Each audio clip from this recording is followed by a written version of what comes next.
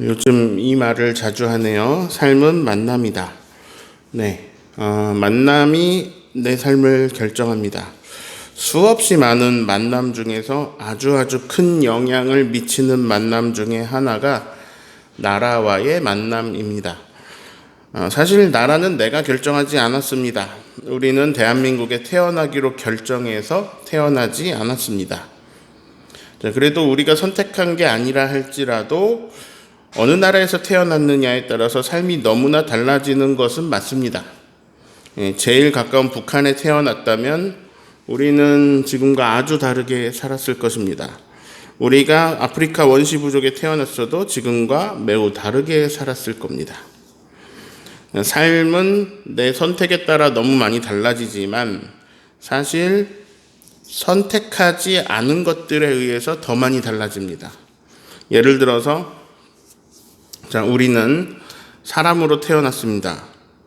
만약에 내가 돌고래로 태어났다면 나의 삶은 매우 달랐을 겁니다. 광활한 바다를 헤엄치는 게 제 삶이겠죠?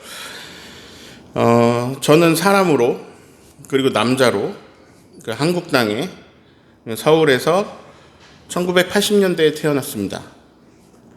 근데 이게 다 똑같고 1920년대에 태어났다면 또 저의 삶은 매우 달랐을 겁니다.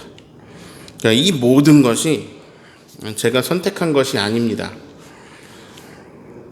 대한민국에 태어났다라는 것은 우리의 삶에 아주 많은 영향을 미쳐왔습니다. 우리가 한국말 하고 있는 것도 그 이유고요.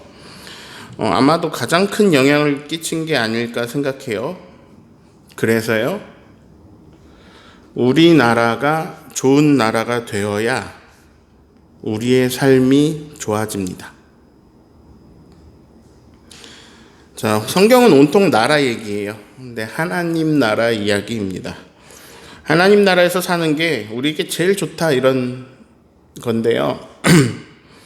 그래서 하나님 나라라고 하면 우리가 사후세계를 떠올리기 쉽지만 예수님께서는 땅에 하나님의 나라가 임하도록 기도하라고 하셨습니다. 성경은 땅에서도 하나님 나라를 선택하면서 살아가도록 돕는 말씀입니다. 네.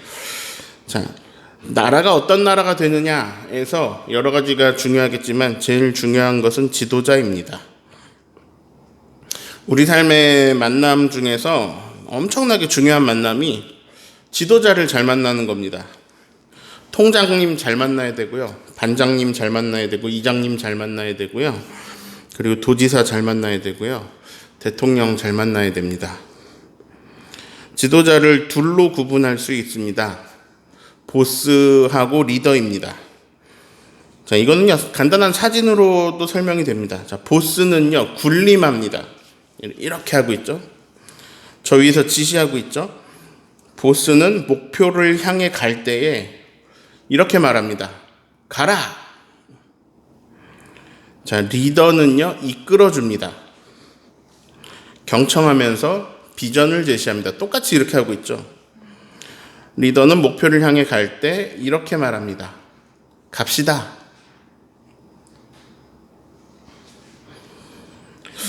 주영광교회 혹시 좋은 점 있나요? 주영광교회가 혹시 좋게 여겨지고 있다면 그러면 이 교회는 보스가 아니라 리더들이 있다는 이야기입니다.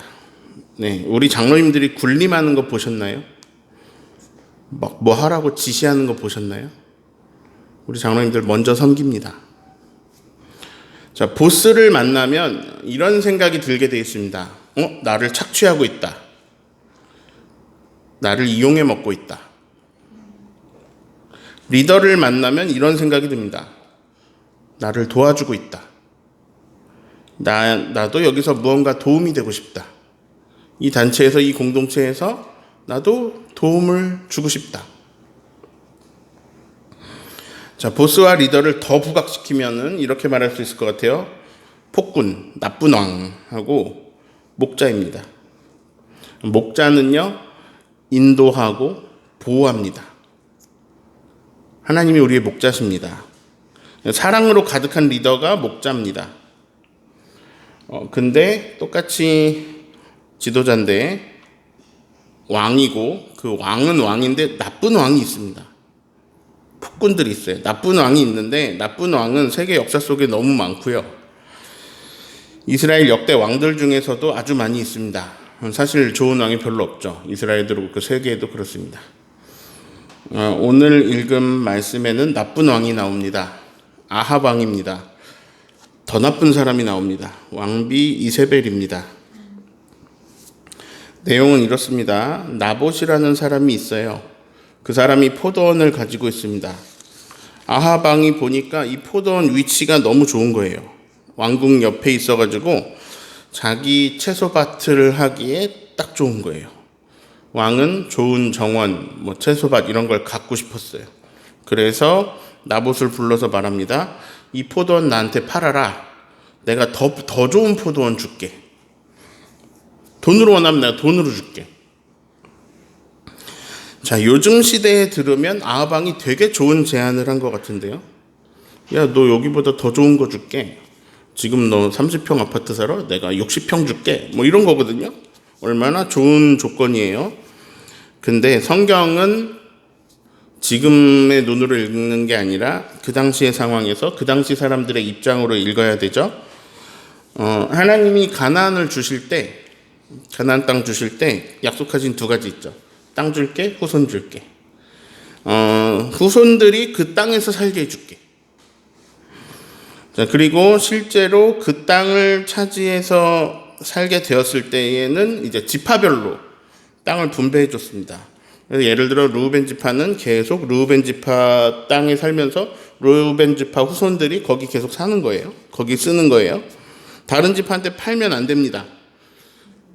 왜 그러냐면은 계속 그렇게 거래가 일어나다 보면 결국은 나중에 세월이 흘러서 힘 있는 지파가 모든 땅을 다 차지하게 될 것이기 때문에 그래요.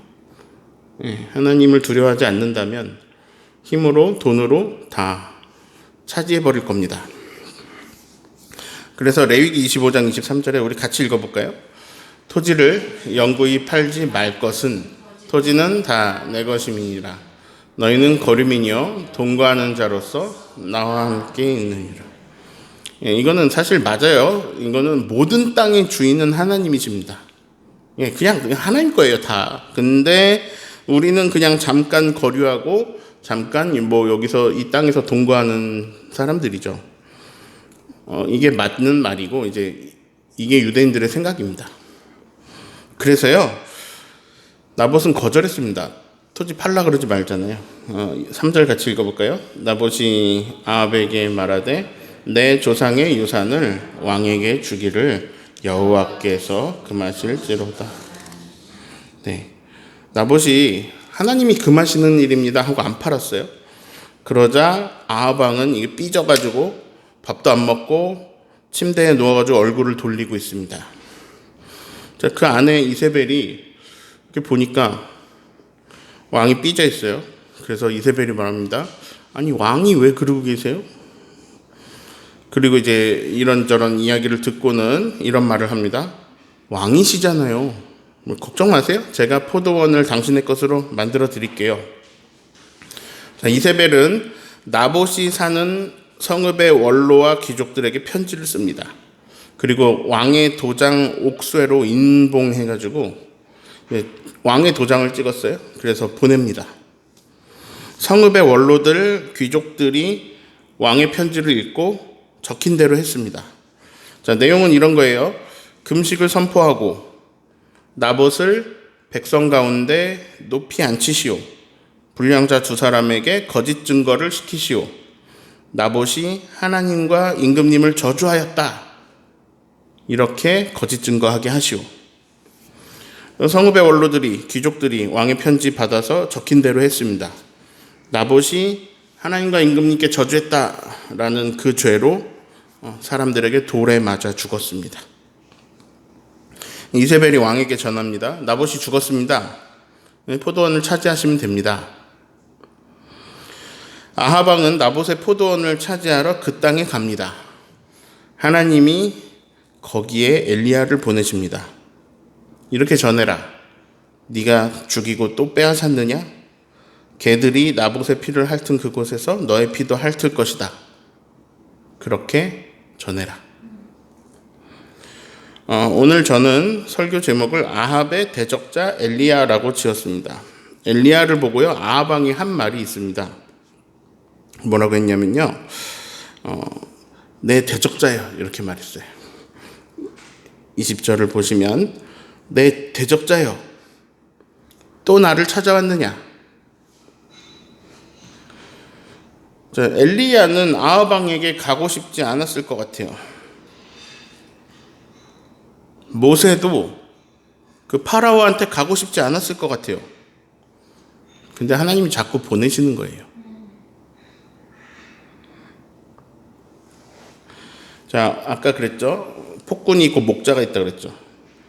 목자 같은 왕은요, 그런 왕이 있다면 그들은 백성을 존중합니다. 그런 지도자는.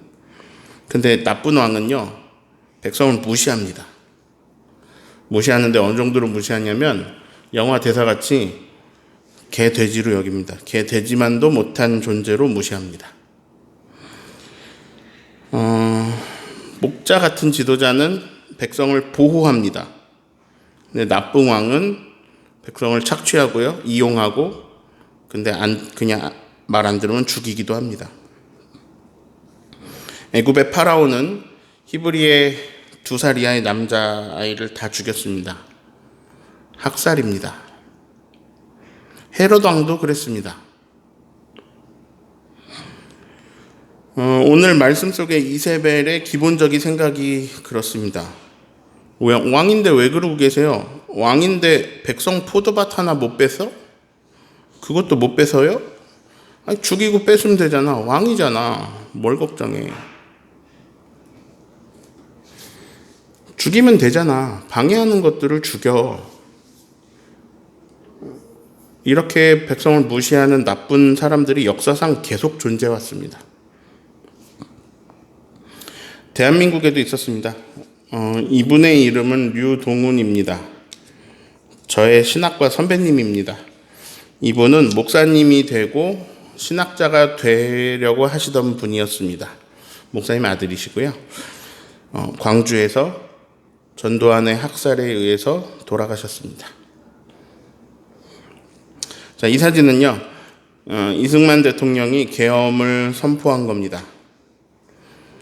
이승만 정권 당시에 학살당한 사람이 전국적으로는 20만 명이 넘습니다. 40만 명으로 추정하는 사람도 있습니다. 그 중에 3만 명이 제주에서 죽었습니다. 제주 4.3은 굉장히 많은 해석이 있어요. 여러 가지 해석이 있겠지만 관점 따라 다 다르지만 3만 명이 죽은 것에는 변함이 없습니다. 자, 그 당시 제주 인구는 30만 명입니다. 그래서 10명 중 1명은 죽었습니다. 우리 주변에 계셨던 분들이 그렇게 억울하게 떠나셨습니다. 전쟁이 나가지고 우리나라를 지키기 위해서 다른 나라랑 싸우다가 죽은 게 아니라 우리나라 사람들에 의해서, 우리나라 군대에 의해서, 우리나라 지휘관에 의해서 죽은 겁니다. 근데 재판도 없이 죽은 사람이 너무나 많습니다. 재판도 없이 막 다 죽었어요. 지도자를 잘못 만나는 건 삶에 너무 큰 영향이 있습니다. 지도자를 잘못 만난 제일 큰 사례는 북한일 겁니다. 김일성, 김정일, 김정은 3대 부자의 세습과 그 독재가 나라를 계속 망쳐왔습니다. 그래서 지금의 북한이 되어버렸습니다. 폭군들이 계속 하니까 계속 망하는 거예요. 자, 이세벨의 생각은요, 정말 악합니다. 나봇 하나 죽이면 포도원 빼앗을 수 있잖아. 빼앗으면 되지. 이세벨이 택한 방법이 뭐냐면요, 그들이 신뢰하는 율법을 이용하는 거였습니다. 당시에 하나님을 저주한 사람은 돌로 치게 되어 있었습니다. 불량자들에게 거짓말을 시킵니다. 둘이 똑같이 거짓말을 하니까 그게 진실이 되어버렸어요. 하나님이 주신 율법을 이용해서 살인을 했습니다. 그러면서 그 율법 가운데서 살인하지 말라를 어기게 됐고요. 거짓 증거하지 말라를 어겼습니다. 자, 포도원을 뺏었잖아요. 도둑질하지 말라도 어겼습니다. 율법을 사용해서 살인을 하고 도둑질을 하고 거짓 증거를 했습니다. 근데요, 이건 현대에도 반복돼요. 자기 욕심을 채우기 위해서 하나님 말씀을 사용하고 사람들의 신앙심을 이용하고 사람들의 신앙심으로 지금 이 사람도 이것도 사람들의 율법을 지키는 마음으로 살인을 한 거거든요. 사람들의 신앙심으로 범죄하게 하고 사람들의 신앙심을 이용해서 악한 일을 하게 하는 일들이 계속 일어납니다.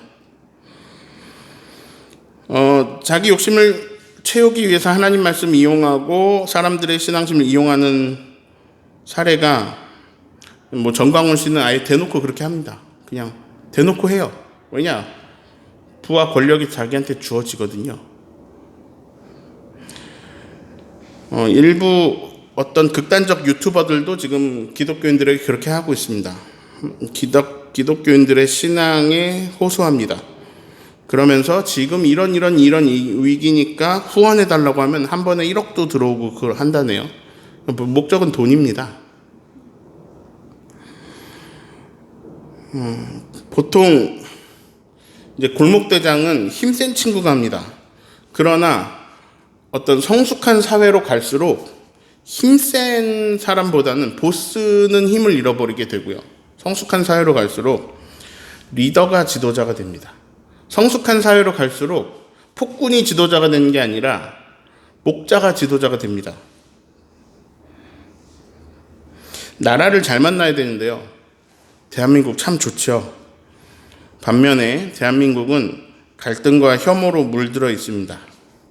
세대 간의 갈등, 그리고 남과 여의 갈등, 또 굳이 나누자면 좌와 우의 갈등, 아니면 지역들의 갈등. 갈등이 너무 심합니다. 사람마다 다르다.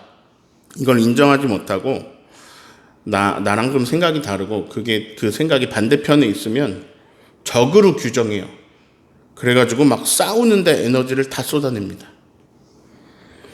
대한민국 사람들이 세계에서 제일 열심히 삽니다. 아주 어려서부터 경쟁, 무한 경쟁 속에서 자기를 계속 어떻게 보면 혹사시켜서 성장시켜서 그렇게 성장시켜 와서 어느 분야에서도 전 세계적으로 대한민국 사람이 다 뛰어납니다. 다 똑똑하고요. 그래서 하면 K-팝, K-푸드, K-드라마 시작하면 다 대단합니다. 자, 이 대단한 사람들이 갈등으로 싸웁니다. 만약에 그 대단한 에너지, 대단한 힘을 합쳐서 뭘 하면은 뭐든지 전 세계에서 탑이 될 건데요. 근데 에너지를 자꾸 서로를 혐오하고 싸우는데 너무 많은 에너지를 쓰고 있습니다. 진짜 아까워요, 그 에너지들이.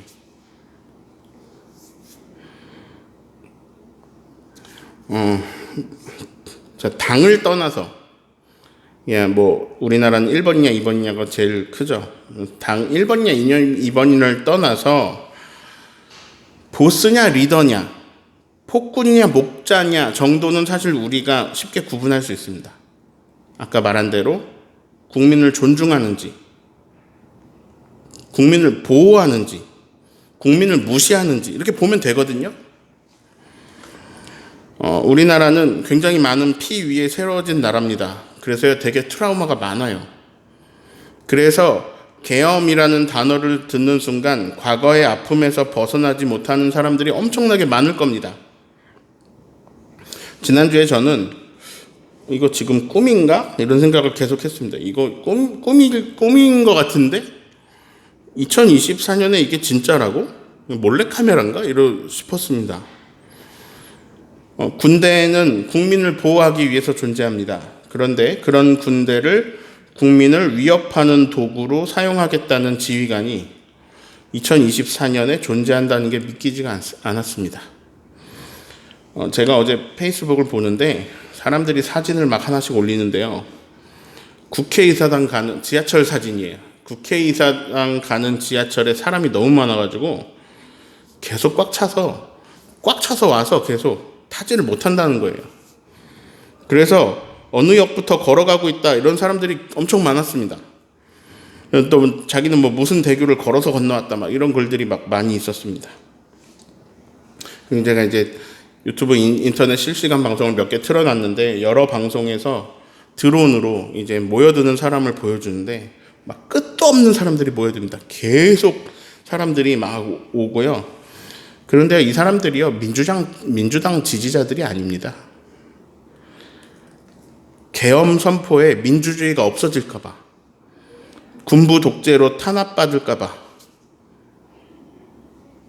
폭군의 어떤 그 폭력이 시작될까봐 모여든 사람들입니다. 이 사진은요, 어제 대구 사진입니다. 대구 분들마저 계엄은 참을 수가 없는 거예요. 제가 설교 시간에 정치 이야기 한 적이 없습니다. 왜냐면요, 교인들 생각은 다 다르고요, 지지하는 정당도 다 다르고, 지지하는 정치인도 다 다르고요. 저는 그 모든 걸 존중해요. 지금도 정치 이야기를 하려는 게 아닙니다. 1번이냐 2번이냐 이런 걸 얘기하는 게 아니에요.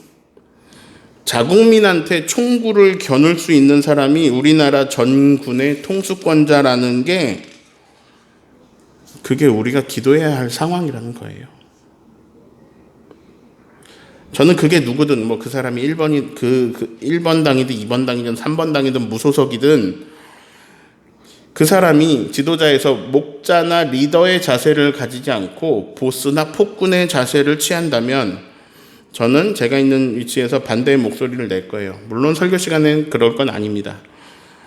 오늘도 제가 엄청 고민이 많았습니다. 변 목사님 어제 보셨을 텐데 제가 막 계속 고민하고 이거 설교를 어떻게 해야 되나 제가 고민 많이 했는데, 정치 이야기를 하려는 게 아닌데요. 왜냐하면 제가 A라고 말을 해도 B로 들릴 수 있거든요. B로 들을 수도 있고. 근데 해야 되나 말아야 되나 막 하고 있는데 20절 말씀 읽고 제가 이 설교를 하기로 했어요. 하나님이 이세벨과 아하방한테 계속 엘리야를 보내십니다. 아하방이 말하죠. 너는 내 대적자다.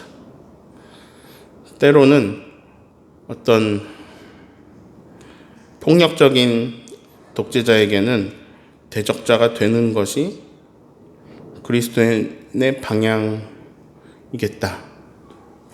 엘리야가 왕이 싫어가지고 왕한테 시비 걸러 가는 게 아니라 하나님이 계속 보내시는구나. 그에게 전달할 메시지를 입에 주셔서 보내십니다. 계속. 자, 하나님 나라의 축은 사랑과 정의라고 했습니다. 근데 정의가 무너지면 하나님 나라에서 멀어집니다. 그때마다 하나님은 예언자를 보내셨어요. 근데 그러다가 안 되고 정의롭지 않아서 예언자를 보내면 예언자를 죽여버려요. 정의롭지 않아서 예언자를 보내면 예언자를 학대해요. 안 돼요. 그러다가 하나님은 예수님을 보내주셨습니다. 예수님은 사랑과 정의를 둘 다 완성하십니다. 자, 우리 교단이죠. 한국기독교 장로회 총회는 긴급하게 전국의 노회장을 다 이제 줌회의로 불러가지고 전국의 노회장들과 함께 총회와 연석회의를 가졌습니다. 총무님, 총회장님, 그리고 총회 관계자들, 전국 노회장들이 모여서 회의를 했어요. 그리고 이렇게 결의했습니다. 이번 주일에 전국에서 나라와 민족을 위한 특별 예배를 드리자. 이렇게 결의했습니다. 그리고 기도할 때에 공동 기도문으로 함께 기도하기로 하였습니다. 그리고 총회장님 서신을 낭독하기로 하였습니다. 그래서 이제 저는 딱 3줄로 제 설교를 요약하고 총회장님 서신을 읽어드리려고 합니다. 그리고 나서 같이 좀 기도하는 시간을 가지고자 합니다. 그래서 개인적으로 나라를 위해서 다 기도하시고 지도자를 위해서 기도하시고 기도하다가 공동기도 같이 드리려고 합니다. 3줄로 요약해 드립니다. 우리나라가 좋은 나라가 되어야 우리의 삶이 좋아집니다. 그러려면요, 지도자가 정말 중요합니다. 근데 그 지도자는 보스는 안 됩니다. 폭군은 안 됩니다. 그리고 그 지도자는 리더여야 합니다. 목자여야 합니다. 그 방향으로 가야 됩니다. 이거는 뭐 어느 정당 이런 게 중요한 게 아니에요. 네. 총회장님 긴급 서신 제가 주보에 끼워드렸습니다. 제가 읽어드리겠습니다. 국민의 평화와 안녕을 기도합니다. 시편 7편 14, 15, 16절 말씀 읽겠습니다. 악인은 악을 잉태하여 재난과 거짓을 낳는구나. 구덩이를 파고 또 파지만 자기가 만든 구덩이에 자기가 빠진다. 남을 해친 재난이 저에게로 돌아가고 남에게 휘두른 폭력도 자기 정수기리로 돌아간다. 아기 예수의 오심을 기다리는 대림절기, 우리는 다시 한번 인간의 어리석음에 탄식합니다. 특히 대한민국의 안위와 번영을 책임진 대통령의 오만한 결정으로 온 국민이 충격에 휩싸였습니다. 윤석열 대통령은 한밤중에 전혀 맞지 않는 상황에 군사작전하듯 비상계엄을 강행했습니다. 노동에 지친 몸과 마음을 평안하게 쉬려던 국민은 눈과 귀를 의심했고 계엄 선포 현실에 경악하고 좌절했습니다. 계엄 선포의 목적과 과정 등 그 어느 곳에서도 우리가 목숨 걸고 지켜온 민주적인 가치를 찾아볼 수 없었기 때문입니다. 그리고 헌법기관인 국회에 계엄군이 유리창을 깨고 난입하는 걸 보면서 온 국민은 12.12 전두환 군사 쿠데타의 악몽을 떠올리며 밤새 불안과 혼란으로 고통받아야 했습니다. 하지만 대한민국의 주인인 국민은 위대했습니다. 국민은 모여들어 국회를 지켰고 국회는 신속하게 계엄 해제를 결의하였습니다. 결과는 다행이었지만 과정은 위험했습니다. 기장교회는 이제 다시 한번 주님의 엄중한 부르심 앞에 서 있습니다. 우리는 지금 불의한 권력의 횡포에 눈 감지 않고 당당히 맞서 하나님의 음성을 증언해야 하는 자리에 서 있습니다. 언제 어디서나 우리와 함께 하신 주님만을 의지하고 민주주의의 완성과 정의와 평화의 촉진을 위해 나서야 할 역사의 순간입니다. 사랑하는 성도 여러분, 이제 우리는 다시 뜨겁게 기도합시다. 군부 독재의 험난한 굴곡에서도 하나님의 말씀을 경청하고 기도로 호소하며 행동으로 믿음을 고백한 기장의 신앙 전통을 따라 나섭시다. 우리 주저하지 맙시다. 물러서지 맙시다. 십자가를 넘어 부활하신 주님이 우리와 동행하시니 그 누구도 그 어떤 권력도 우리의 앞길을 막아설 수 없습니다. 지금이야말로 교회가 교회답게 일어나야 할 때입니다. 역사의 주인이신 하나님이 맡기신 그 권력을 사유화하고 자신이 권력의 주인이라고 오판하는 사람들을 꾸짖읍시다. 비상계엄을 발동하여 대한민국의 기초를 무너뜨리려 한 윤석열 대통령은 이제 더는 숭고한 대통령직을 수행할 능력도 자격도 없습니다. 민주주의를 사랑하는 모든 국민 앞에 머리 숙여 사죄하고 대통령직을 사임해야 합니다. 우리 조국 대한민국을 위해서 기도하며 행동하는 모든 기장교회 위에 흑암이 깊은 땅에 빛으로 성탄하시는 주님의 은혜와 사랑이 가득하시기를 두 손 모아 기도드립니다. 총회장님 서신이고요.